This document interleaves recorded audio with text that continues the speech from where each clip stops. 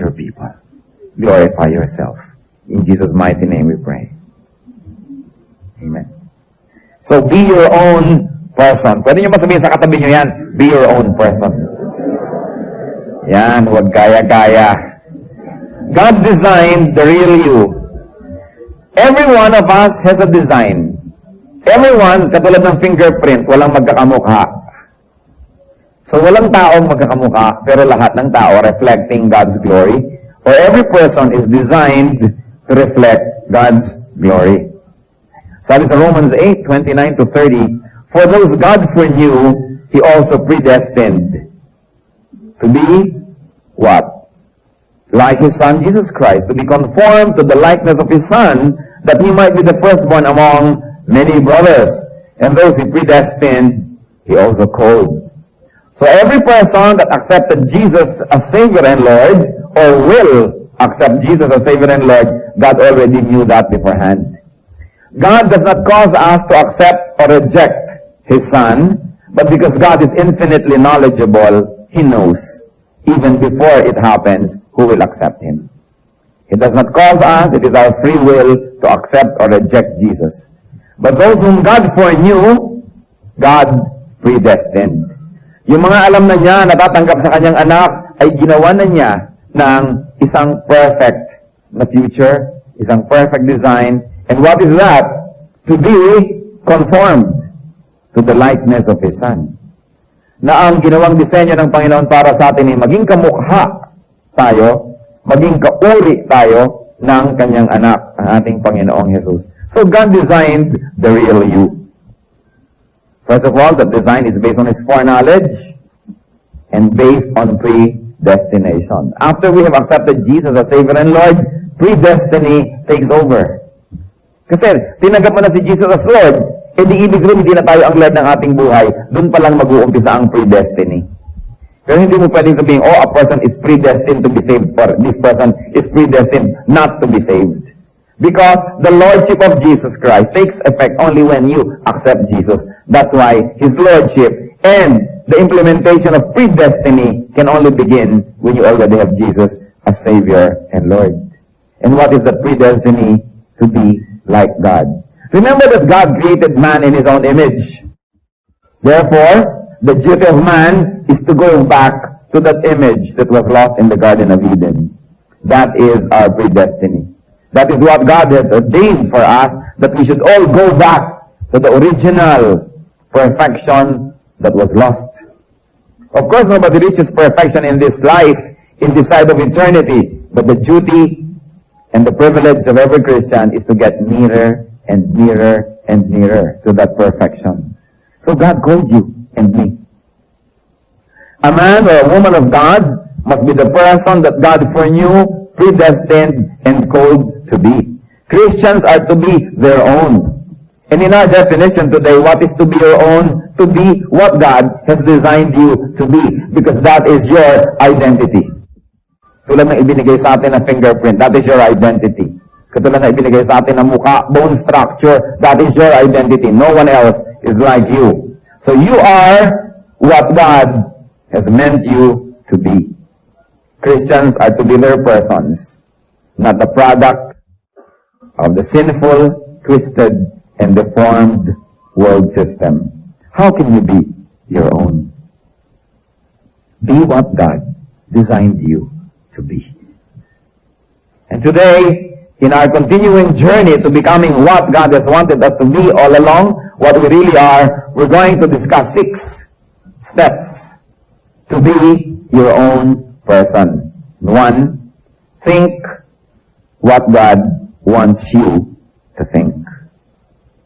You know, Satan and other men will always want you to think the way they want you to think. How does Satan want us to think? He wants us to be malicious. He wants us to be judgmental. He wants us to be negative. He wants us to be discouraging. He wants us to be gloomy.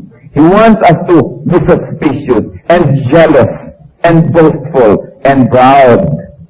So how can you think the way God wants you to think? First of all, think positively. Be optimistic. But do not be foolish or ignorant or gullible to the point that we're too optimistic, that we no longer recognize real danger signs, we no longer recognize really dangerous people, but we have to be optimistic. Philippians 4:8 gives us a glimpse into this optimism.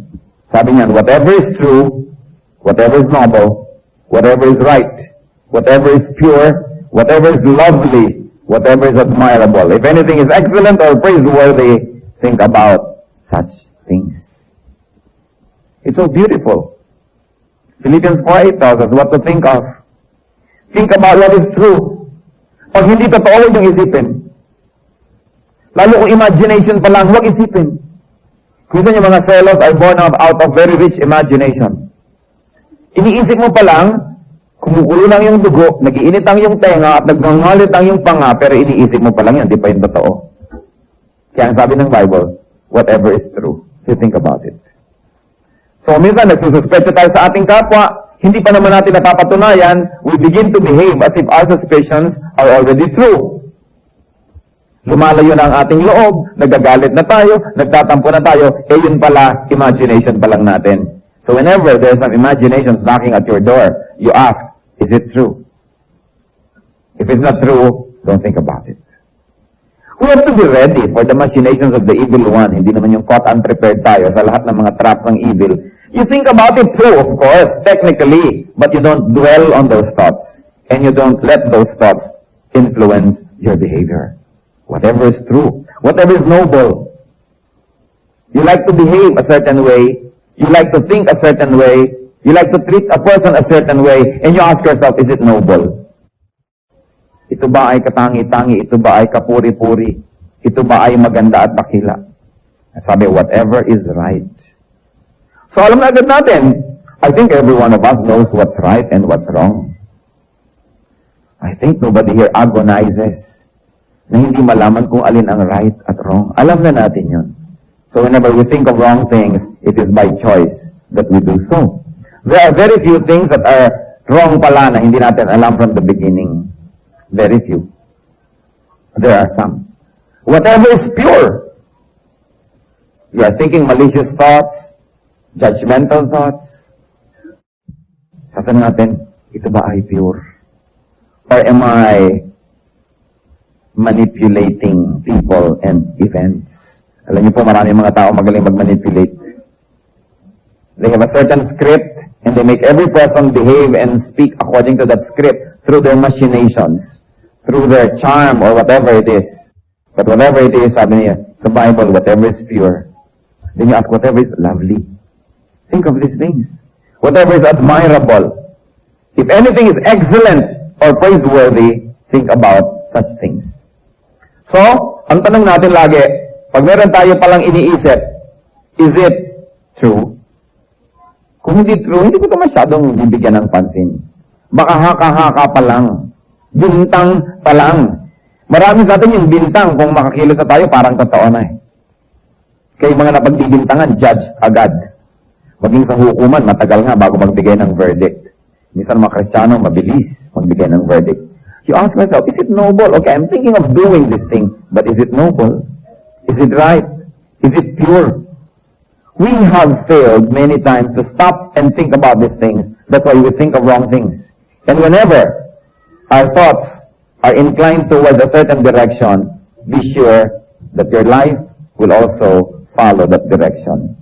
Nauuna lang naman yung thought. Kaya binabantayan ang thought. Nurture pure thoughts. Sabi ng Psalm 33:5, the Lord loves righteousness. Natutuwa siya at lumiligaya siya kapag mayroong katuwiran, kapag mayroong righteousness in our lives. So we think about such things. So remember, one step in becoming your real you, think what God wants you to think.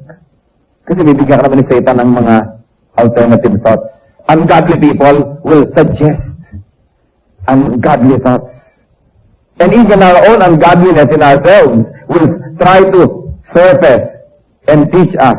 But remember, if you have to be what God has predestined you to be, think what God wants you to think. Then too. At ito, breakdown na lang yan. Yung think overall na yun eh. See what God wants you to see. Very often we say the eyes are the first to leave the Lord. And it's true. Eve saw the fruit, then later she came near, picked, and ate. Yung mata binabantayan. Binabantayan natin kung ano ang dinadapuan ng ating paningin. So, how do we see what God wants us to see? First, see the good in others. Satan likes you to see what is evil in others, what is imperfect, and what is ugly. And the Lord likes us to focus on the good in others.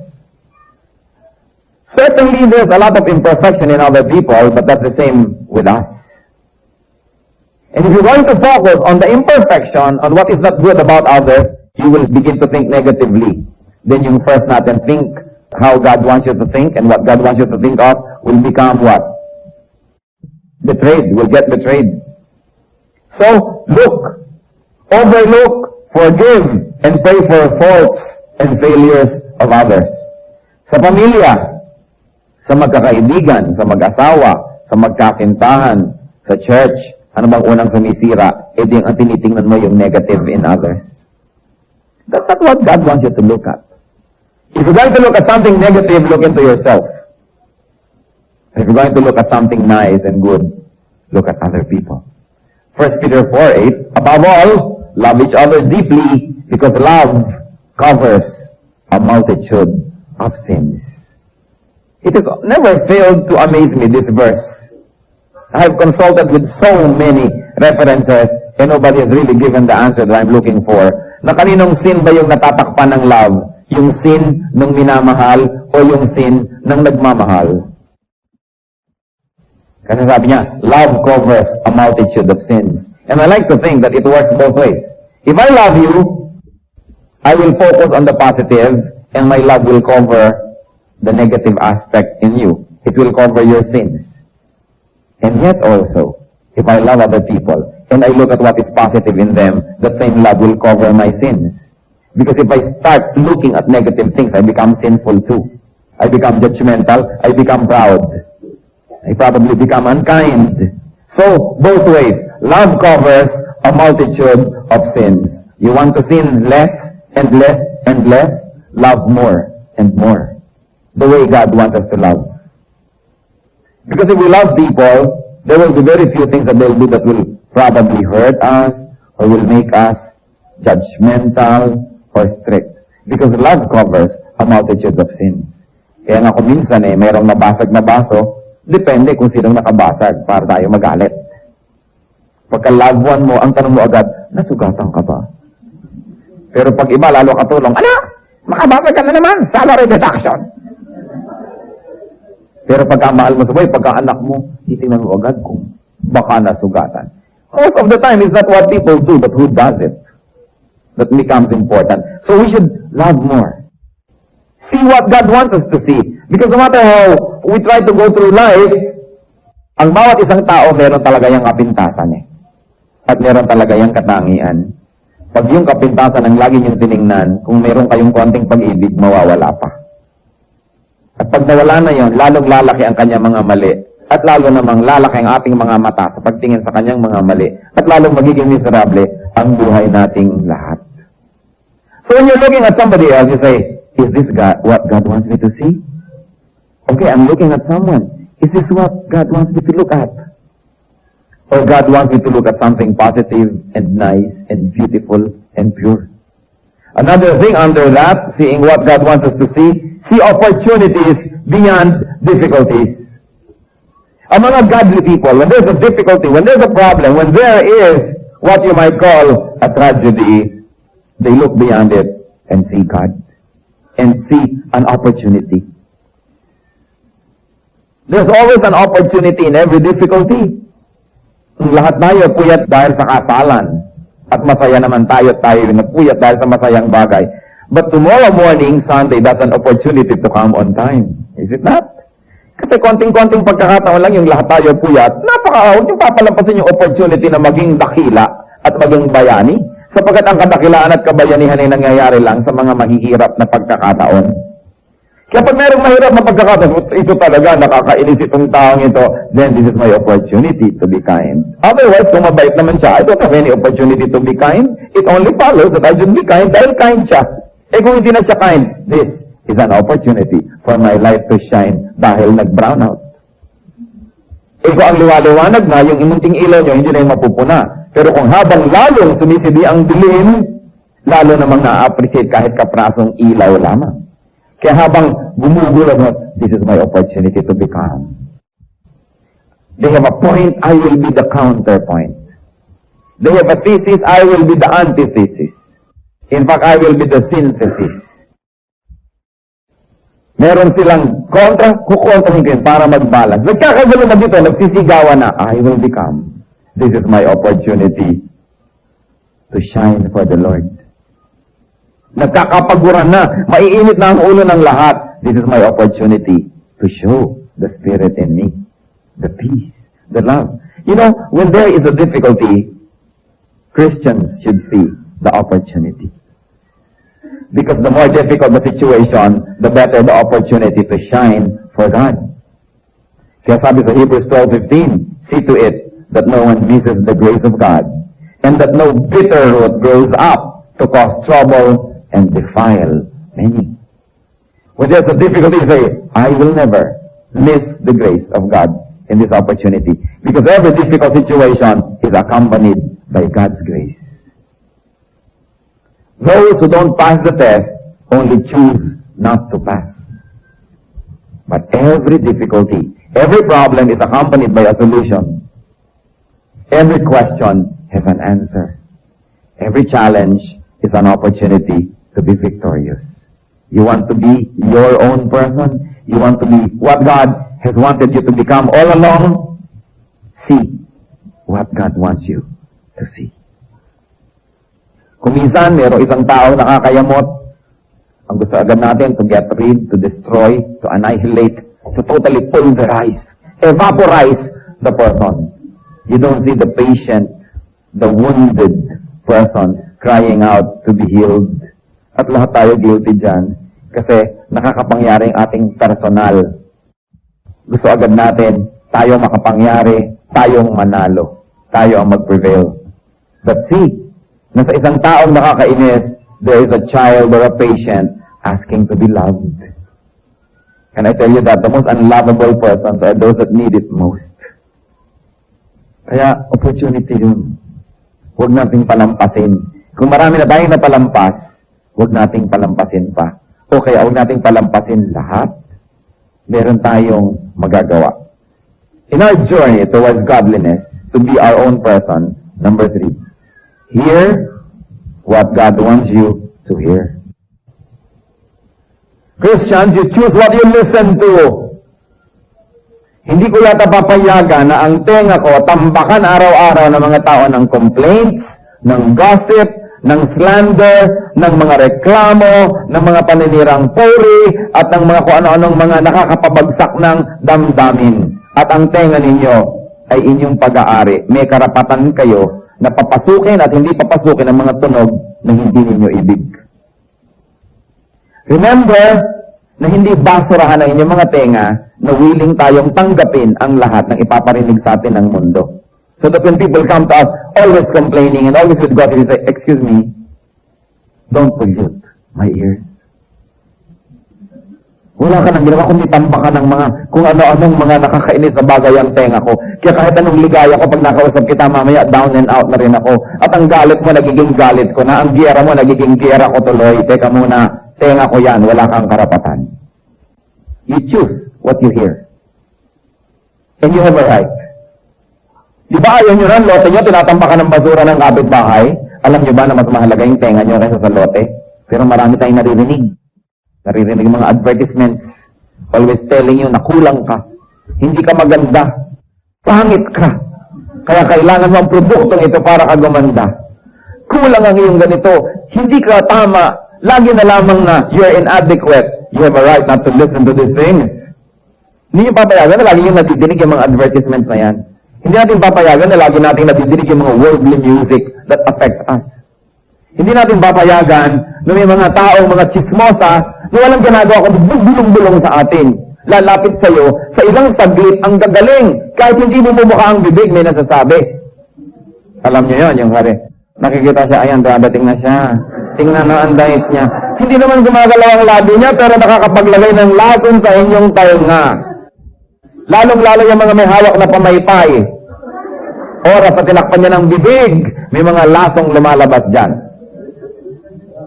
Dalawang ginang na nagkaganyan na ng pamaypay na may kabuktotang nangyayari. Mag-ingat, hindi nyo kailangang marinig yun. And you can direct with people. Kung napapansin ko, tuwing darating ka na lang sa akin, wala ka nang ginawa, kundi siraan yung pinsan natin na yan.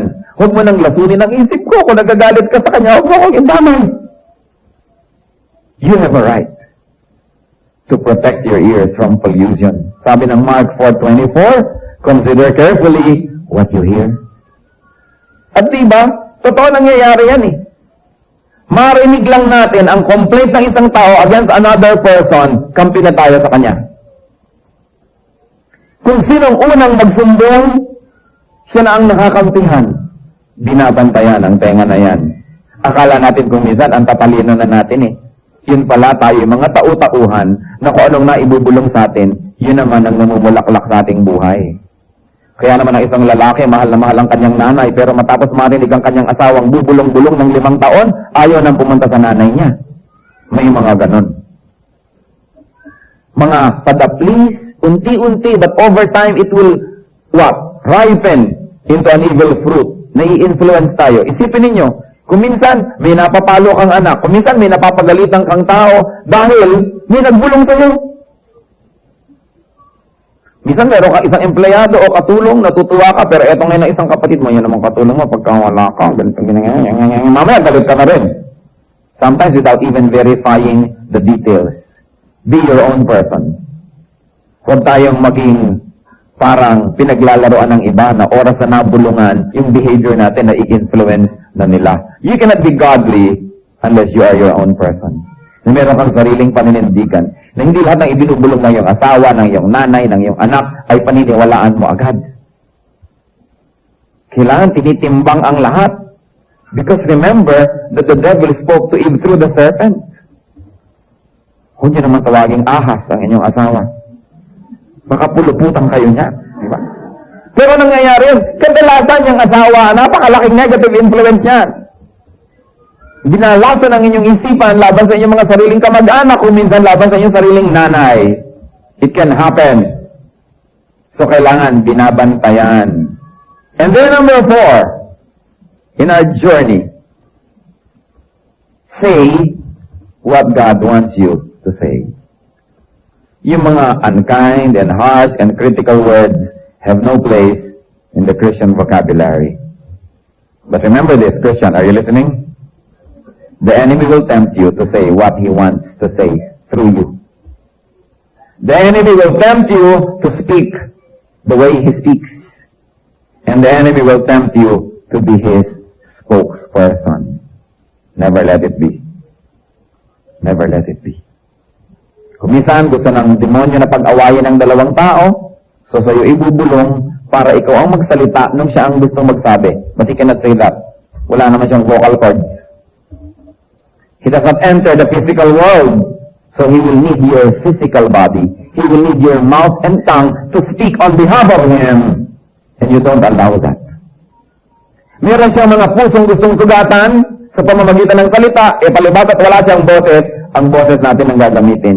I-influensyahin tayo para oras na umandar ang ating mga dila, sa bawat pilantik ng dila na yan, may taong nasusugatan. Actually, you are serving the interest of the evil one. Merong taong magkasundo, gusto ni Satan pagkagalitin. Anong gagamitin niya? Ang ating labi para pagkagalitin ang dalawang taong ito. In other words, you are serving the interest of the evil one. Whenever you open your mouth, Christian, say what God wants you to say, not what Satan wants you to say. Kapag ka merong mainit na pagtatalo o kaya merong napakahirap na sitwasyon, gustong-gusto mo nang saktan ng damdamin ng mga tao at murahin sila at magsalita at manumbat. Say to yourself, wait, is this what God wants me to say. Dahil pag nasabi natin, hindi ito ang gusto ng Diyos na gusto kong sabihin, definitely you are serving the interest of the evil one. Grabe ang deception. All around, there is deception. Kaya ang sabi ng Luke 6:45, the good man brings good things of his mouth, out of the good stored up in his heart. And the evil man brings evil things out of the devil, and out of the evil stored up in his heart. At ano pong sabi? For out of the overflow of his heart, his mouth speaks. Kung anong laman ng puso, yun ang lumalabas sa bibig. Kaya binabantayan kung anong maririnig, kung anong nakikita, sapagkat yan ang entry point into the heart. At pag lagi tayong nakakakita ng evil, lagi tayong nakakarinig ng evil, ang laman ng puso evil, pagbukas ng bibig, yun ang lalabas. Natural. Para rin kung ano ang labas ng sikmura, when we throw up, that is what will come out. Wala nga namang maiba. I remember one particular time, one of my friends owned a very fancy restaurant, and there was this girl who was trying to project na siya yata ay society girl or whatever, at ang arte-arte niya, at kung ano-ano mga kasupladahan ng pinaggagawa niya, bigla siya nag-throw up. Ano ang nakita ng mga waiter na isinuka niya? Munggo. Sabi ng waiter, munggo lang pala kinain mo kanina, ang supla-suplada mo pa ngayon. O ganon, ano bang laman ng sikmura, lumalabas when you throw up. Kung ano laman ng puso, yun ang lalabas. Kaya pag nakita yung tao, laging reklamo ng reklamo, laging chismis ng chismis, alam nyo na, punong-puno ng evil ang puso ng taong ito. Kailangan ipag-pray, kailangan mahalin, pero hindi dapat pakinggan. Maraming ganun. So say what God wants you to say. In a very difficult situation, you are tempted to open your mouth and say, Lord, is this what you want me to say? Hindi naman mahirap malaman eh. Hindi mahirap malaman. Hindi lang tayo dapat pabigla-bigla. Kasi yung salitang nabitawan lang, hindi na kayang bawiin. Kahit 1,000 sorry ang sabihin mo, hindi na kayang bawiin ang salitang nabitawan na. Kaya dapat nag-iingat. Do not be the devil's spokesman. And do not be other people's spokesman. Marami mga tao magaling magpaikot eh. Galit sila doon, hindi nila mapagalitan ang mga taong malapit sa atin.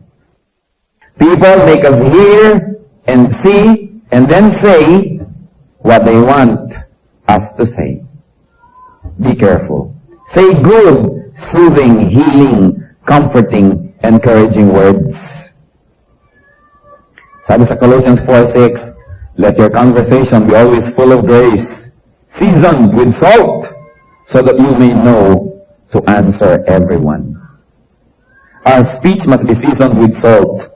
In other words, yung walang lasa, walang kwenta, dapat may lasa. At hindi lang yon, yung salt stops decay.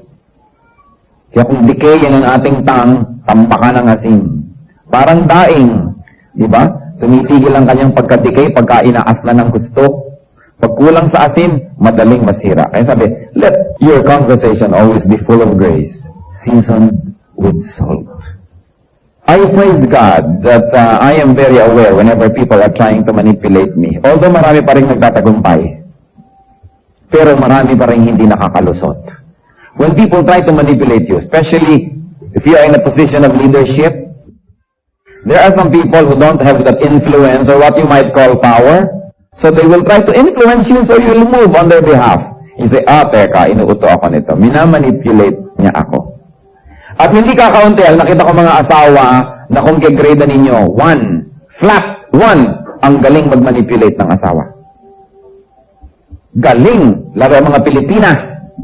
Talagang pwede mong bigyan ng mga award sapagkat kumisan na ilalayo ang asawa sa sariling ina. At talagang pag nagmanipulate, akala pa ng lalaki siya pa ang may corona. Dahil habang minamanipulate ka, inuuto ka pa. Nga may gagawin ka, akala mo, decision mo talaga yan, pero hindi pala, bulong ng kung sino-sino. Be careful. And women, even men, if you find that you have this nature in you, get rid of it. It's not godly. We should not manipulate others. God does not even manipulate us. God even gives us free will. Do not be manipulative. Let your conversation be always full of grace, seasoned with salt. And then number 5, do what God wants you to do. At nabanggit na natin kanina yan. Do not be the action man, do not be the hatchet man of the devil. Do not do only what you want to do, and do not be the puppet or robot of another person. Maraming ganun kasi atin sa daigdig na ito, napakaraming mga tao yung kulang yung strength of character na hindi nila nabamalayan, sila ay minamanipulate na ng iba. Ginagawa na nila yung hindi nila dapat gawin dahil nai-influensya sila ng iba. So we become angry with their enemies, we quarrel with their enemies, and in the end, we fight their wars. Pinagtatawanan tayo ng evil one when that happens. Kaya sabi lagi sa Bible, be full of wisdom. Be full of wisdom. Do what God wants you to do. So whenever we're going to take a course of action, you ask yourself, is this what God wants me to do? Gusto ba talaga ng Diyos ito? O ako'y na-deceive lamang? And finally, go where God wants you to go. Why? Because God will accompany you. Wherever He wants you to go, He will accompany you with grace, with protection, with success, with peace. Be where God wants you to be. Sabi sa Isaiah 48:17, this is what the Lord says, you Redeemer, the Holy One of Israel, I am the Lord your God, who teaches you what is best for you, who directs you in the way that you should go. So be where what God wants you to be. Go where God wants you to go. Sabi nila, ito dapat ang iyong profession, ito dapat ang iyong ginagawa, ito dapat ang iyong pinupuntahan. Huwag tayong na tayo. Christian, be your own person. Do not be vacuum-headed. Do not be manipulated by others. Control your thoughts. Alam niyo yung vacuum, kahit ano, hinihitit. Or to read anything that I don't want to see. You can never imagine what kind of letters I get. What kind of indecent proposals I get. And I said, kilala ko na itong letter na to. I will never read it. I refuse to read it. Why should I allow a person to unburden that person's thoughts into me? Di ba pag meron tayong gustong sabihin, pag nasabi na natin, lumuluwag ang ating loob? At sino ang sumikip ang loob, yung napagsabihan, inilipat natin sa kanya. I refuse. Kung ano man ang nararamdaman mo, sarilihin mo na lang. Huwag mo lang ilipat sa akin yan. Buntot mo, hilahin mo, at bakit mo sa akin ipapahilay ang iyong damdamin? So, ganun. Hindi kayo binabasa lahat ang ipinapadala sa inyo? That's why it is very, very unethical, especially in this electronic age, to be sending messages that are unsigned. Yung mga kung ano-anong code, hindi mo kilala, it's very unethical. You have no right to enter a person's mind with your thoughts without even having the decency to sign your thoughts. Kung minsan may magbibig sa akin ako ano-ano. Magaganda naman. Kaya lang mag-isip ko, sino to? Bakit mo ako ginaganito? Anong karapatan mo na pag-isipin ako sa oras na to? And so, yan ang mga intrusion sa ating buhay. Mabuti pa nung araw walang telepono, walang fax, walang mga beeper. Kung hindi person to person makipagkita sa'yo, hindi masasabi ang layunin. Pero ngayon, it is so easy to hide in the dark and yet be able to unload your garbage into another person's mind. I tell you this, be the guardians at the doors of your eyes and ears. It is your basic right not to see what you don't want to see and not to hear what you don't want to hear. Do not let your mind become a blank tape na kahit ano na lamang i-tape ng iba pumapasok tuloy. Tanggalin niyo yung parang tenga. No taping allowed. Hindi ko pwedeng pakinggan ang ayaw kong pakinggan. Sino magbigay sa'yo ng karapatan na mapaluwag mo lang ang dibdib mo, ipapasok mo sa tenga ko ang laman ng iyong dibdib, lalo kung ayaw kong pakinggan yan. It is my basic human right not to hear what I don't like to hear. And Christians, do not be the loudspeaker of others. Do not be a lip sync artist. Alam niyo yung lip sync, di ba? Lip synchronization. Yung mga kumakanta kunwari sa TV pero gaganon-ganon lang ang bibig kasi kasabay tape. Di ba? Madalas mga tao ganyan. Bumubuka-mukha ang bibig pero ang nanggagaling na sound hindi naman galing sa puso nyo, galing sa iba and you're being used. Nag-lip sync kayo nun. Don't permit it. Control what you say. And Christian, do not be a robot. Control what you do. Do not become an unwilling participant in many people's games. And then, do not be a guided missile or a remote-controlled machine. Control your direction. Go where God wants you to go, not where people influence you to go. You are what God wants you to be. You can be what God wants you to be. Anything apart from what God wants you to become is not you. Will not be you.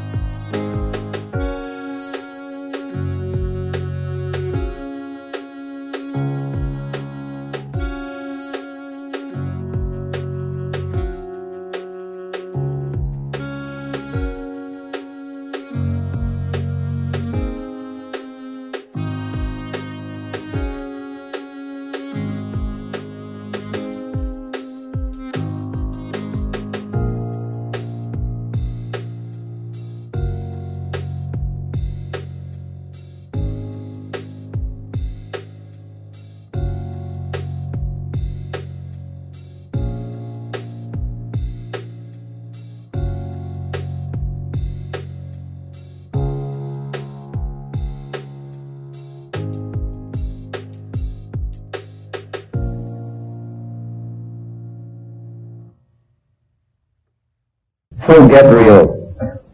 Be yourself. Be your own